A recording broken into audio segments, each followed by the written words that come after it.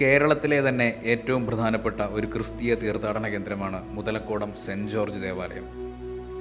ഇന്ന് വിശുദ്ധ ഗീവർഗീസിന്റെ നാമധേയത്തിൽ നൂറുകണക്കിന് ദേവാലയങ്ങൾ കേരളത്തിലുണ്ടെങ്കിലും അവയിൽ ഏറ്റവും പ്രാചീനങ്ങളായത് അരുവിത്തുറ, ഇടപ്പള്ളി, മുതലക്കോടം, എടത്വ എന്നിവിടങ്ങളിലുള്ള തീർത്ഥാടന കേന്ദ്രങ്ങളാണ്. മുതലക്കോടം സെന്റ് ജോർജ് ദേവാലയം AD 1312 സ്ഥാപിതമായത് എന്ന് വിശ്വസിക്കപ്പെടുന്നു.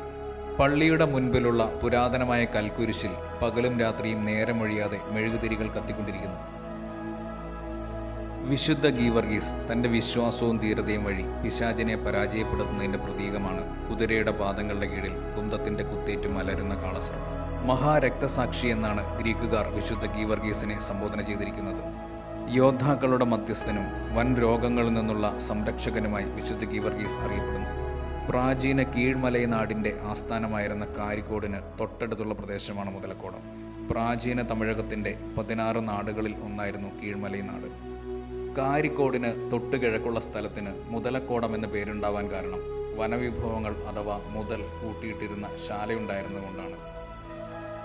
പള്ളിമുറ്റത്ത് സ്ഥാപിച്ചിട്ടുള്ള പള്ളിമണിക്ക് 500-ലധികം വർഷങ്ങളുടെ പഴക്കമുണ്ടെന്ന് ചരിത്രരേഖകൾ സൂചിപ്പിക്കുന്നു. പള്ളിമുറ്റത്ത് ഇപ്പോഴുള്ള മണിയിൽ കൊല്ലവർഷം 780, ഇടവം 15 എന്ന് രേഖപ്പെടുത്തിയിട്ടുണ്ട്. പള്ളിയുടെ മുൻവശത്തായി റോഡരികിൽ കാണപ്പെടുന്ന ഭണ്ഡാരം 1964 കാക്കനാട്ട് പോളച്ചൻ പണി കഴിപ്പിച്ചതാണ്. ഇത് കേരളത്തിലെ ആദ്യത്തെ ഏറുഭണ്ഡാരമാണ്. തൊടുപുഴ പ്രദേശവാസികളുടെ എല്ലാം ഒരു ആശ്വാസ കേന്ദ്രമാണ് ഈ പള്ളി. വിശുദ്ധ ഗീവർഗീസിന്റെ അനുഗ്രഹം തേടി എല്ലാ ദിവസവും വിവിധ ജാതി മതസ്ഥരായ ധാരാളം ആളുകൾ ഇവിടെ എത്തിച്ചേരുന്നു. ചരിത്രമുറങ്ങുന്ന നാടാണ് മുതലക്കോടവും തൊടുപുഴയും പരിസരങ്ങളും. എക്കാലത്തും സഞ്ചാരികളെ വരവേൽക്കുന്ന മലയോര ഭൂമി. വിനോദസഞ്ചാരികളുടെ ഇടത്താവളവും കച്ചവട കേന്ദ്രവുമായ ഈ മണ്ണ് നാട്ടുനന്മകൾ ചോരാത്ത സംസ്കൃതിയുടെ നാടാണ്. അതിൻ്റെ കാവലായി നിൽക്കുന്നു മുതലക്കോടത്ത് മുത്തപ്പൻ.